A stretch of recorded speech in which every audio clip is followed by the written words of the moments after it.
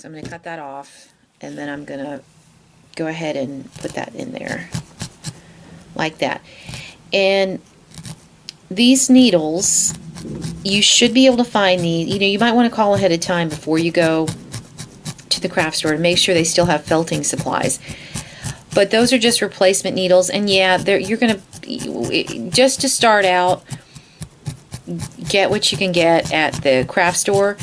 But if you enjoy this and you want to have, the one thing you got to be careful of is if these needles break, because it's not just a regular needle. It has a barbed end, and so it helps to push these fibers together is what it's doing. Okay, so that's that. But those needles are not very expensive. So a pack of these needles, even if you have to, like a little replacement pack, is not much money. Okay, so there she is. There's her flower. And like I said, I'm not sure what I'm going to do in that center yet. I haven't decided. So the next thing I'm going to do, I'll show you how to do the spirals next. And I'm going to, so I'm going to cut off some yellow. And I'm going to start with my little circle areas. And this is just a design preference that I have, but I always go counterclockwise when I do this. And you just slowly, you kind of use your hands like you would trying to feed fabric into a sewing machine. You just kind of slowly keep it ahead of your needle, and then you tack it down with your needle. But that's what I do. I just kind of keep feeding it with my hand, and then to finish it, I like to bring that piece back in the center, because otherwise that end can, you know, if it's going to look unfinished, that's one of the areas that you could have trouble with. So I kind of fold it back into the circle, and then I tack it down to the point where you can't tell that that's what I did. Okay, so that's what that looks like. Alright, and then I'm gonna, do I want to do all the circles the same? I think I will choose different colors since I have so many. So I would like to have some pink. Let's see if I've got a loose end of pink. No, that's what I want. So I'm going to take pink, and I'm going to put it in a spot where I don't have pink. Like I wouldn't use this pink next to that pink because I already have some there. So for design choice, I'm going to choose this one so that it is not near the other pinks. And this is the part, you know, and I don't even worry about this too much really, because as you go it will become tacked down. So that initial one takes a little bit of maneuvering, but not much, and then I don't worry about it because as I go, you keep tacking it down and it disappears, that end. Okay, and I go around. When I drew my little circles, they're loose. You know, it doesn't have to be exact, but I do try to make sure that I cover my marker lines because I don't want them to show after the piece is done. That's a sweet color. I like it. I love this color of I love the colors in this skein.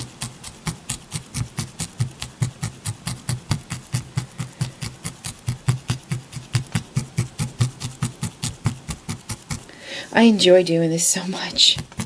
It's like coloring, only cooler, I think. I like working with this material. And you see how fast this is going. This is a pretty quick one. You don't have to overthink it too much, that's for sure. But you do need to concentrate. You don't want to be looking away and pop your finger, because that's going to hurt. Nice. Alright, I'm going to tack this little part down here, so I don't want anything to look unfinished. Okay, so there's that. And then I think I'm going to use this green color. It's really pretty. I'll use the green over here. Oops, I gotta be careful. I just put a don't want to go there. So I keep moving my color around to give it variation. cut that off. And I'm going to put this one up here. And I hope you guys are catching how I do this. I just kind of bunch it up a little bit when I first start, and then I start twirling it.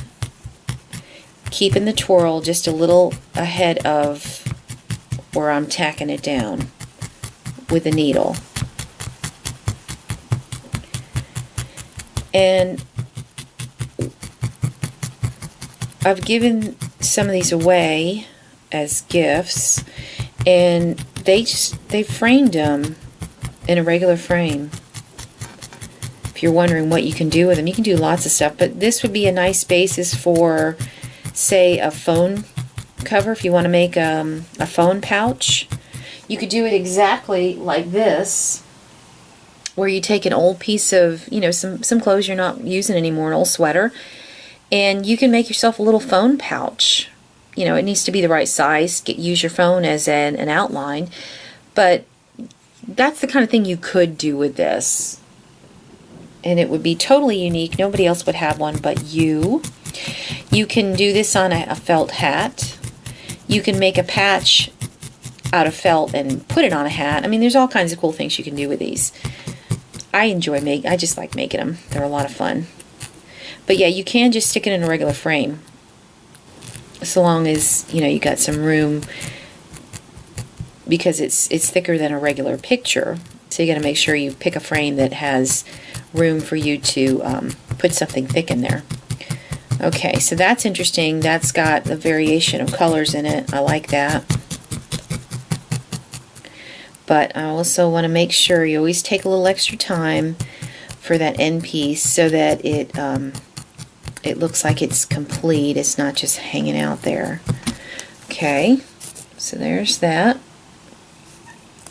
And then I need one more. And let's see, I guess I'll use